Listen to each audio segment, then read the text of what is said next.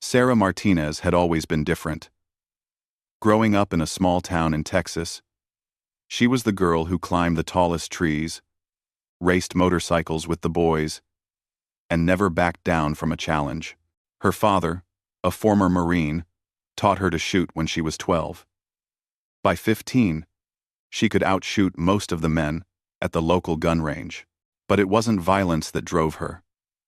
It was precision, discipline, and an unshakable desire to protect others. When Sarah turned 18, she shocked everyone by choosing nursing school over the military academy scholarship her father had hoped she would accept. She wanted to heal people, not hurt them. For 4 years, she excelled in her studies, graduating top of her class with a degree in emergency medicine. She specialized in trauma care, working in the busiest emergency room in Houston, where she saved countless lives during her 3-year residency. The hospital where Sarah worked saw everything: gang violence, car accidents, domestic abuse cases. She developed nerves of steel and hands that never shook, no matter how severe the injury. Her colleagues respected her ability to remain calm under pressure. She could perform complex medical procedures while bullets flew outside the hospital during gang wars. Sarah had found her calling, or so she thought. Everything changed on a Tuesday morning in September. Sarah was finishing her night shift when ambulances started pouring in. A terrorist attack had struck the city's main shopping district. Dozens of civilians were injured, many critically. As Sarah worked frantically to save lives, she noticed something that would haunt her for weeks. Many of the injuries could have been prevented if someone had been there to stop the attackers sooner. She watched a young mother die on her table, knowing that the woman might have lived if the threat had been neutralized just minutes earlier. The mother's 3-year-old daughter sat in the waiting room, asking nurses when mommy would come home. That image burned itself into Sarah's mind. She realized that while she could heal the wounded, she couldn't prevent the wounds from happening in the first place. During the following weeks, Sarah couldn't shake the feeling that she was fighting the wrong battle. She was treating the symptoms, not the disease. Every night, she went home to her small apartment and stared at the ceiling, thinking about all the people she couldn't save because she arrived too late. The faces of victims haunted her dreams, not just from that terrible Tuesday, but from every case where violence had won before medicine even had a chance. Sarah began researching military medical units, particularly those attached to special operations forces. She learned about combat medics who went into dangerous situations to prevent casualties rather than just treat them afterward. These brave men and women carried both medical supplies and weapons, ready to heal their teammates or eliminate threats as the situation demanded. It was exactly what Sarah felt called to do. 3 months after the terrorist attack, Sarah made a decision that shocked her family, friends, and colleagues. She submitted her resignation letter to the hospital and walked into a military recruitment office.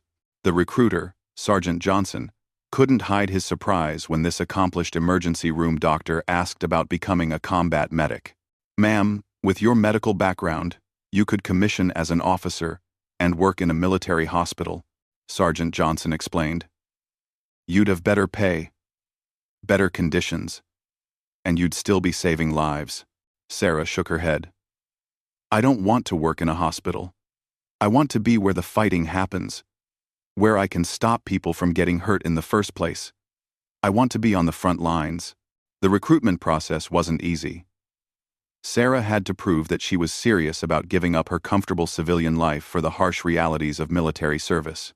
She underwent extensive physical and psychological evaluations. Many questioned her motives, wondering if she truly understood what she was signing up for. Her father was the hardest to convince. "Sarah, you've built an amazing career," he said during one of their many heated discussions. "Why throw it all away to start over as a private? You could save just as many lives in a military hospital without putting yourself in danger." "Dad, I need to be where I can make the biggest difference," Sarah replied. "Every minute counts in saving lives. If I can prevent injuries instead of just treating them, how many more people could go home to their families?" Basic training was brutal, but Sarah's years of working long hours in high-stress situations had prepared her well. She excelled in physical fitness, marksmanship, and tactical training. Her medical background gave her advantages in field medicine courses. But she still had to learn everything from scratch about being a soldier first, medic second. During advanced individual training for combat medics, Sarah's instructors noticed something unusual. While other trainees focused on either medical skills or combat skills, Sarah seemed equally passionate about both. She spent extra hours on the shooting range, perfecting her accuracy with various weapons. At the same time, she helped struggling classmates with medical procedures and emergency care techniques. "Martinez, you're an interesting case," Drill Sergeant Williams told her one evening. "Most medics see weapons as a necessary evil. You seem to view them as medical instruments, tools for preventing casualties rather than causing them." Sarah nodded. "That's exactly how I see them, Drill Sergeant. Every threat I can eliminate is a life I might save. Every second I can buy my team is another chance for everyone to go home safely." Word of Sarah's unique perspective and exceptional skills began spreading through the training command. She wasn't just another former civilian learning to be a soldier. She was a highly skilled medical professional who had chosen to start over because she wanted to save lives in a different way. Her story inspired some and puzzled others, but nobody questioned her commitment or ability. As graduation from combat medic school approached, Sarah received an unexpected visit from a senior NCO she didn't recognize. Master Sergeant Torres introduced himself as a recruiter for Special Operations medical personnel. He had been following Sarah's progress and wanted to discuss opportunities with elite units. "Dr. Martinez," he began. "Just Sarah or Specialist Martinez, please. I'm not a doctor anymore." Master Sergeant Torres smiled. "You'll always be a doctor, whether you want the title or not. Your skills don't disappear because you changed uniforms. That's actually why I'm here. Special operations units need medics who can think like doctors, but fight like warriors. Based on your training scores and instructor reports, you might be exactly what we're looking for." Sarah felt her heart race. This was the opportunity she had been hoping for. A chance to join the most elite medical personnel in the military. People who went into the most dangerous situations to save lives and complete missions. But she also knew that special operations selection was notoriously difficult, and many highly qualified candidates failed. "What would I need to do?" Sarah asked. "First, you'd complete your initial assignment as a combat medic with a regular unit to gain field experience. Then, if you're still interested and your performance meets our standards, you could try out for selection. I won't lie, it's extremely challenging, and the failure rate is high. But if you make it through, you'd be working with the best soldiers in the world on the most important missions." Sarah didn't hesitate. "Where do I sign up?" The next 2 years tested Sarah in ways she had never imagined. Her first deployment as a regular combat medic took her to Afghanistan, where she experienced the harsh realities of warfare firsthand. She treated wounded soldiers under enemy fire, performed emergency surgery in makeshift field hospitals, and learned to make life or death decisions in seconds. The work was exactly what she had hoped for. Challenging, meaningful, and directly saving lives. During quiet moments, Sarah continued training with her weapon, maintaining the marksmanship skills that had impressed her instructors. She also studied advanced medical techniques and tactical procedures, preparing herself for the special operations selection she hoped to attempt. Her teammates respected her medical skills and were amazed by her shooting ability, but they didn't fully understand her long-term goals. "Martinez, why do you spend so much time on the range?" asked Corporal Williams, one of her closest friends in the unit. "You're already the best shot in the company. Shouldn't you be focusing on medical training?" Sarah cleaned her rifle as she answered. "Every skill makes me more effective at my job, which is keeping people alive. The better I can shoot, the better I can protect my patients and my teammates. It's all connected." As her deployment neared its end, Sarah received the message she had been waiting for. Master Sergeant Torres contacted her again. this time with an invitation to attend Special Operations Medical Selection. The course would be grueling. 6 months of intensive training that would test every aspect of her physical, mental, and emotional strength. Only a small percentage of candidates would successfully complete the program. Sarah's commanding officer was supportive but realistic about her chances. "Martinez, you're an outstanding medic and soldier," Captain Rodriguez told her. "But special ops selection breaks people who seem unbreakable. Are you sure you're ready for this?" Looking back at her journey from emergency room doctor to combat medic, Sarah felt more certain than ever. Every challenge she had faced, every life she had saved or lost, had prepared her for this moment. She had given up everything to pursue her vision of being where she could make the greatest difference. Now, she had the chance to join the most elite medical personnel in the military. "I'm ready, sir," Sarah replied. "This is why I'm here." Special Operations Medical Selection was unlike anything Sarah had experienced. The course took place at a classified location where the military's most elite medical personnel were trained. From the moment she arrived, Sarah knew she was in a different world. The other candidates were all exceptional. Experienced combat medics, emergency room doctors, and paramedics who had already proven themselves in high-pressure situations. The first week focused on physical conditioning that pushed every candidate to their limits. Sarah found herself running 20-mile marches with full equipment, crawling through mud under simulated enemy fire, and completing obstacle courses while carrying wounded mannequins. Her years of hospital work had kept her in decent shape. But this was something entirely different. Every muscle in her body screamed in protest. But she refused to quit. During medical training phases, Sarah excelled in ways that surprised even the instructors. She could perform complex surgical procedures in complete darkness, treat multiple casualties simultaneously under extreme time pressure, and make critical decisions with incomplete information. Her experience in the chaotic environment of an urban emergency room had prepared her for the unpredictable nature of battlefield medicine. But it was during weapons training that Sarah truly distinguished herself. While other candidates viewed marksmanship as a secondary skill, Sarah approached it with the same intensity she brought to medical procedures.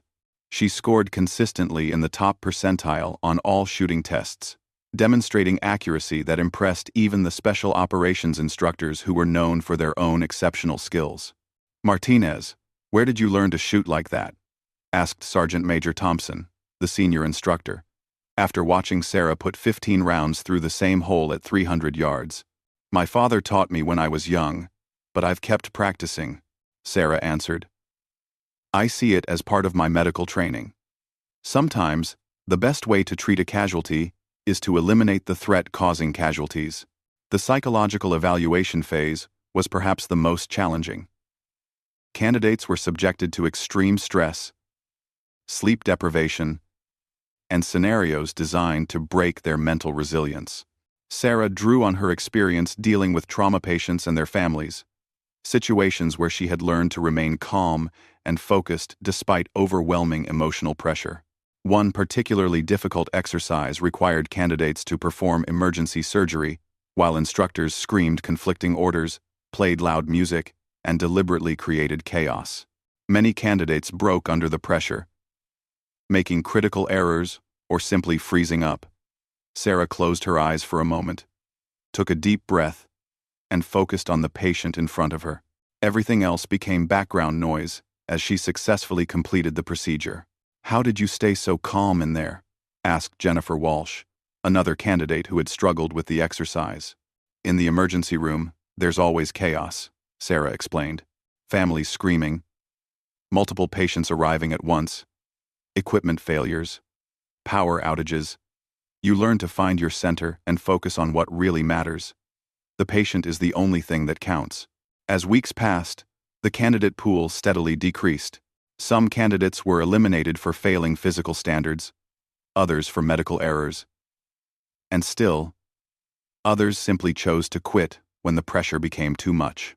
Sarah watched good people wash out and began to understand just how elite this program was. Only those who excelled in every area would be allowed to continue. The final phase of selection involved realistic combat scenarios, where candidates had to demonstrate their ability to function as both medics and fighters. Sarah found herself in simulated village environments, treating wounded actors while live ammunition cracked overhead.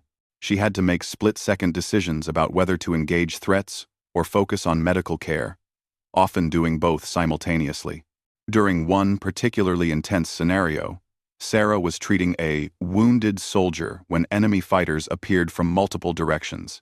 Instead of calling for help or abandoning her patient, Sarah drew her sidearm with one hand while continuing to apply pressure to the simulated wound with the other.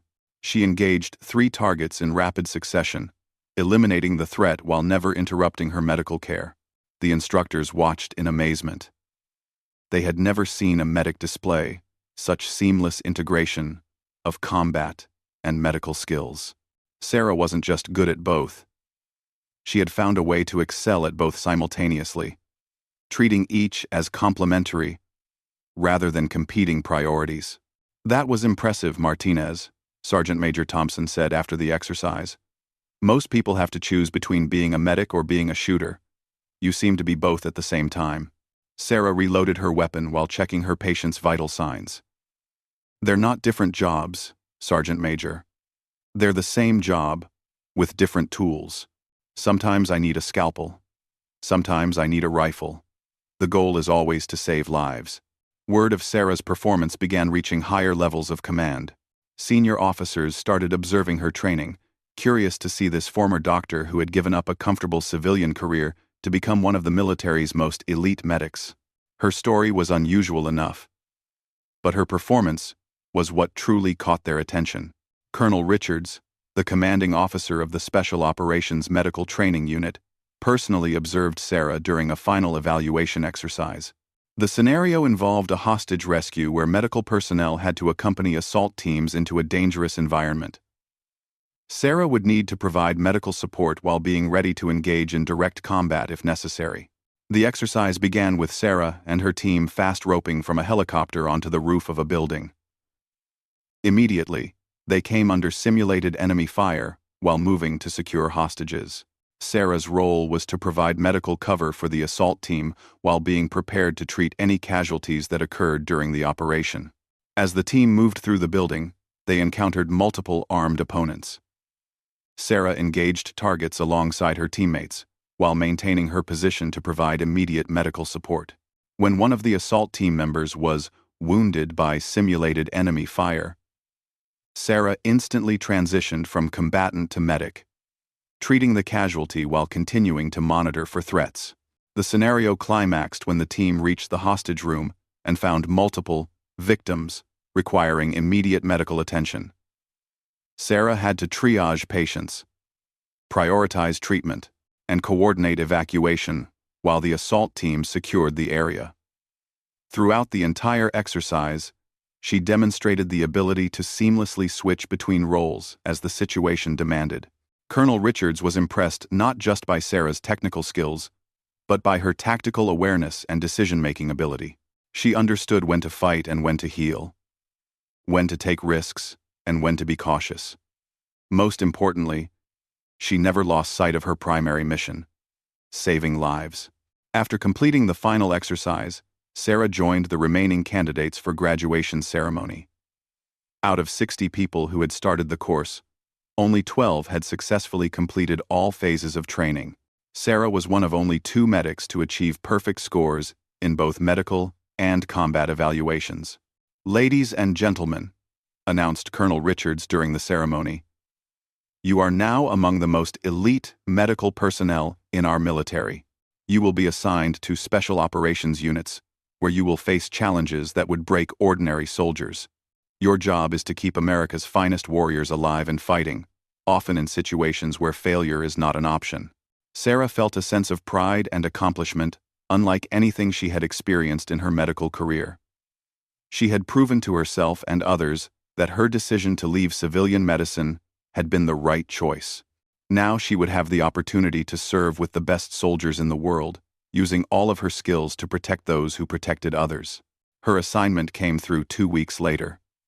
Sarah would be joining a Navy SEAL team as their combat medic, supporting some of the most dangerous missions conducted by American forces.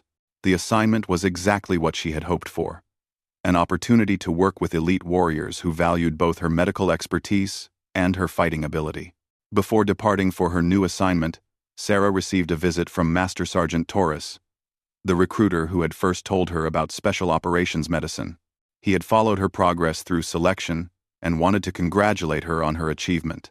"Dr. Martinez," he said with a smile, "you've exceeded everyone's expectations. Your instructors tell me they've never seen anyone integrate medical and combat skills the way you do. The SEALs are lucky to have you." Sarah packed her gear, including both her advanced medical supplies and her carefully maintained weapons. She was ready for whatever challenges awaited her with the SEAL team. As she prepared to leave for her new assignment, Sarah reflected on the journey that had brought her to this point. Every decision, from leaving her hospital job to enduring the grueling selection process, had prepared her for this moment. She was no longer just a doctor who had become a soldier, or a medic who could shoot. Sarah had evolved into something new: a warrior healer who understood that sometimes the best medicine was preventing wounds from happening in the first place. The SEALs didn't know it yet, but they were about to meet someone who would change their understanding of what a combat medic could be. Sarah's reputation had preceded her to some degree, but the full extent of her capabilities remained to be demonstrated. The SEAL team she was joining had worked with many medics over the years, all of them competent and brave, but none had quite the background and skill set that Sarah brought to the table. As she boarded the transport that would take her to meet her new team, Sarah thought about the young mother who had died on her operating table years ago, the image that had started her on this journey. Soon, she would be in a position to prevent such tragedies rather than just trying to heal their aftermath. It was exactly where she belonged. The SEAL team base was located at a classified facility where America's most elite naval special warfare units prepared for their most dangerous missions. When Sarah arrived, she was greeted by Chief Petty Officer Marcus Sullivan, a 20-year veteran who had seen more combat than most soldiers experience in multiple lifetimes. His weathered face and intense eyes reflected the weight of countless missions and the responsibility of keeping his team alive. "So you're our new doc," Chief Sullivan said, looking Sarah up and down with the calculating gaze of someone who had learned to quickly assess new team members. "I've heard interesting things about your background. Former emergency room doctor, top of your class in special ops medical training, and supposedly one hell of a shot." Sarah stood at attention but met his gaze directly. "I'm here to keep the team healthy and mission ready, Chief. Whatever that requires." Chief Sullivan nodded approvingly. "Good answer. Let me introduce you to the rest of the team." The SEAL team consisted of 8 members, each with specialized skills that made them invaluable in different situations. There was Petty Officer First Class Jake Morrison, the team's communications expert and second in command. Petty Officer Second Class Tony Rodriguez served as the team's demolitions specialist. Petty Officer Third Class David Kim was their intelligence analyst and language specialist. Each man had years of combat experience and had proven himself in the most challenging environments the military had to offer. What struck Sarah immediately was the professionalism and mutual respect among the team members. These men had learned to trust each other completely because their lives depended on that trust. Sarah understood that she would need to earn her place within this brotherhood, not just through her medical skills but by proving she could be counted on in any situation. "Doc, we've worked with a lot of medics over the years," explained Petty Officer Morrison during Sarah's first team meeting. "All of them were good at their jobs, but special operations requires something more. We need to know that when things go sideways, you're not just thinking about medical procedures. You're thinking about the mission and the team." Sarah appreciated his directness. "I understand completely. My job isn't just to treat injuries after they happen. It's to help prevent them and to ensure mission success. Sometimes that means fighting alongside you. Sometimes it means making hard medical decisions under fire. I'm prepared for both." The team's first mission with Sarah came 2 weeks after her arrival. Intelligence had identified a terrorist compound in a remote mountain region, where high-value targets were planning attacks against civilian populations. The mission was a direct action raid, designed to capture or eliminate the terrorists while gathering intelligence about their network. During mission planning, Sarah studied the target area with the same intensity she had once applied to complex medical cases. She identified potential casualty collection points, planned evacuation routes for wounded personnel, and coordinated with air support for medical evacuation if needed. But she also studied the tactical aspects of the mission, understanding the assault plan and her role in supporting it. Doc, most medics stay back during the initial assault and wait for us to bring them casualties, Chief Sullivan explained during the final briefing. Based on your training record, I'm thinking you might be more useful, closer to the action. How do you feel about going in with the assault team? Sarah felt her heart rate increase with excitement rather than fear. This was exactly the kind of opportunity she had hoped for when she left civilian medicine. I'm ready. Chief, I can provide immediate medical support for any casualties while helping with the assault if needed. The mission launched at midnight, with the team fast roping from helicopters into the target area. Sarah carried both her advanced medical kit and a full combat load of ammunition, prepared for whatever the situation might require. As they moved toward the compound, she felt the familiar calm that came over her in high-stress situations, whether in an operating room or on a battlefield. The assault began with the team breaching multiple entry points simultaneously. Sarah accompanied the primary assault element as they moved through the compound, clearing rooms and searching for high-value targets. The terrorists were better armed and more organized than intelligence had suggested, leading to intense firefights throughout the building. During the third room clearance, Petty Officer Rodriguez was wounded by enemy gunfire. Sarah was only feet away and immediately moved to provide medical care, while the rest of the team continued engaging threats. As she worked to stop Rodriguez's bleeding and stabilize his condition, more enemy fighters appeared in the doorway behind them. Without hesitating, Sarah drew her sidearm with her left hand, while continuing to apply pressure to Rodriguez's wound with her right. She engaged 3 targets in rapid succession, eliminating the threat while never interrupting her medical care. The entire engagement lasted less than 10 seconds, but it demonstrated something the SEAL team had never seen before. "Holy shit, Doc," Rodriguez whispered, as Sarah continued treating his wound. "You just saved my ass twice in the same minute." The mission continued with Sarah seamlessly transitioning between medical and combat roles as the situation demanded. When the team located the primary high-value target, Sarah helped secure the area while providing medical assessment of a wounded terrorist who needed to be kept alive for interrogation. Later, when explosive devices were discovered in the compound, she worked alongside Petty Officer Rodriguez to safely evacuate wounded civilians who had been held captive. The mission concluded successfully with all objectives achieved and no American casualties beyond Rodriguez's minor wound. During the helicopter ride back to base, Chief Sullivan observed Sarah with new appreciation. He had seen many exceptional medics during his career, but none who could fight and heal with equal skill and intensity.